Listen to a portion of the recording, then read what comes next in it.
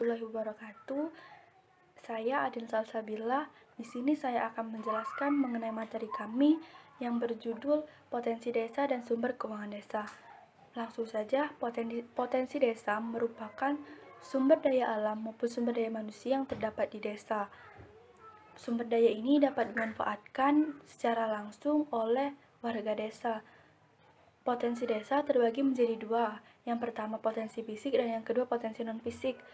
Sumber daya yang termasuk dalam potensi fisik itu ada seperti tanah, air, cuaca serta iklim, ternak, dan manusia. Sedangkan potensi non-fisik itu seperti lembaga sosial, masyarakat desa, dan aparatur desa.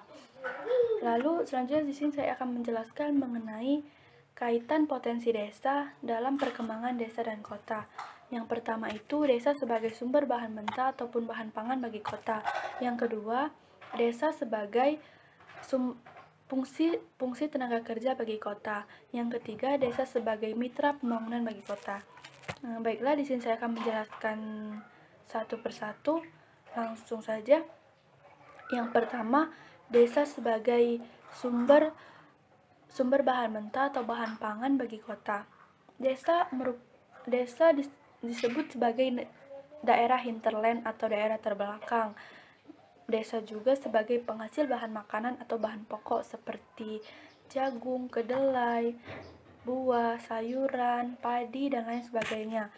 Maka dari ini desa sebagai pemasok bahan makanan bagi kota. Yang kedua, kaitan desa yang berfungsi sebagai sumber tenaga kerja.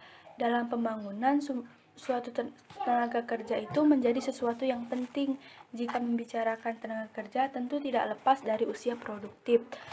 Para ahli telah menggolongkan umur sesuai dengan usia produktif. Seperti umur 0 sampai 14 tahun itu dikategorikan sebagai usia belum produktif, umur 15 sampai 64 tahun dikategorikan sebagai usia produktif, dan umur 65 tahun ke atas dikategorikan sebagai usia improduktif. Baiklah, cukup sekian materi yang dapat saya sampaikan. Untuk selanjutnya akan dibahas oleh rekan saya, Agnes Pertiwi Lumban Batu. Terima kasih. Baiklah, saya akan menjelaskan mengenai desa sebagai mitra pembangunan perkotaan.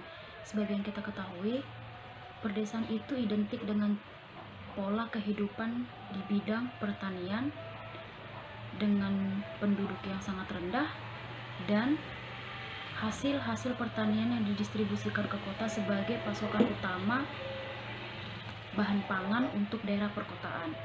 Jadi di sini desa sebagai mitra pembangunan kota itu dimaksudkan bahwa desa itu sebagai roda penggerak pembangunan bagi kota. Namun, desa sebagai mitra pembangunan bagi kota bisa terlaksana apabila pemimpin desa dapat mengarahkan warga desa agar berpikir untuk meningkatkan kesejahteraan hidup, aparat desa dapat menjaga ketertiban administrasi desa, dan warga desa mampu menyesuaikan terhadap pembangunan desa, sehingga terwujudlah adanya hubungan antara desa dan kota, di mana desa sebagai penyedia pangan bagi daerah perkotaan dan kota sebagai tempat untuk menampung tenaga kerja atau urbanisasi yang terjadi dari desa ke kota. Selanjutnya, sumber-sumber keuangan desa. Dalam Undang-Undang Nomor 6 Tahun 2014 tentang Desa Pasal 72 Ayat 1, bahwa sumber keuangan desa itu diartikan sebagai pendapatan atau penerimaan yang masuk ke dalam anggaran desa atau yang masuk ke dalam keuangan perdesaan. Sumber-sumber keuangan tersebut, yang pertama, pendapatan asli desa.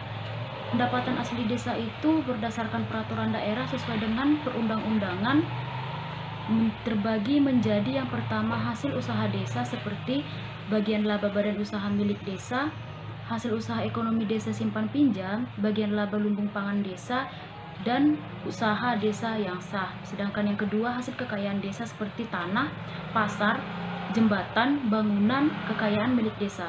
Yang ketiga itu hasil swadaya, gotong royong, dan partisipasi masyarakat seperti kontribusi dana. Dan yang keempat itu pendapatan asli desa yang sah seperti hibah dari pemerintah, dana darurat dari pemerintah, dalam rangka penanggulangan korban atau kerusakan akibat bencana alam, dan pendapatan bunga deposito. Sumber keuangan desa yang kedua itu adalah bagi hasil pajak atau retribusi kabupaten kota sebanyak 10%. Artinya hasil dari pajak atau retribusi daerah ini terdapat minimal 10% yang akan diberikan kepada desa.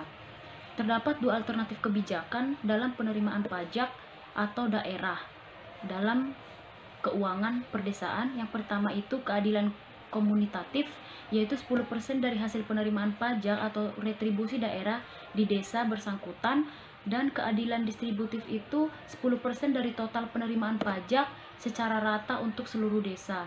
Dan idealnya kebijakan yang digunakan merupakan perpaduan atau kombinasi antara dua pendekatan keadilan, antara keadilan komunitatif dan keadilan distributif. Perkenalkan, nama saya Lydia Apriani. Di sini saya akan melanjutkan materi mengenai sumber keuangan desa. Yang ketiga yaitu bagian dari dana perimbangan keuangan yang diterima kabupaten kota.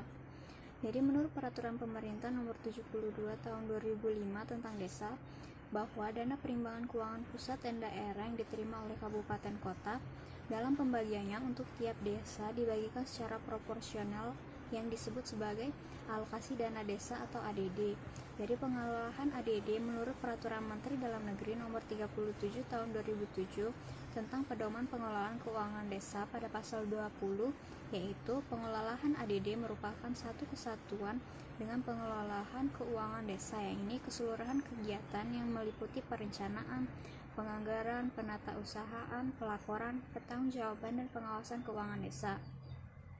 Jadi tujuan adanya ADD dalam Peraturan Menteri Dalam Negeri Nomor 37 Tahun 2007 tentang Pedoman Pengelolaan Keuangan Desa ialah menanggulangi kemiskinan dan mengurangi kesenjangan, meningkatkan perencanaan dan penganggaran pembangunan di tingkat desa dan pemberdayaan masyarakat, meningkatkan pembangunan infrastruktur desa, meningkatkan pengamalan nilai-nilai keagamaan, sosial budaya dalam rangka mewujudkan peningkatan sosial, meningkatkan ketentraman dan ketertiban masyarakat, meningkatkan pelayanan pada masyarakat desa dalam rangka pengembangan kegiatan sosial dan ekonomi masyarakat, mendorong peningkatan keswadayaan dan gotong royong masyarakat, serta meningkatkan pendapatan desa dan masyarakat desa melalui badan usaha milik desa.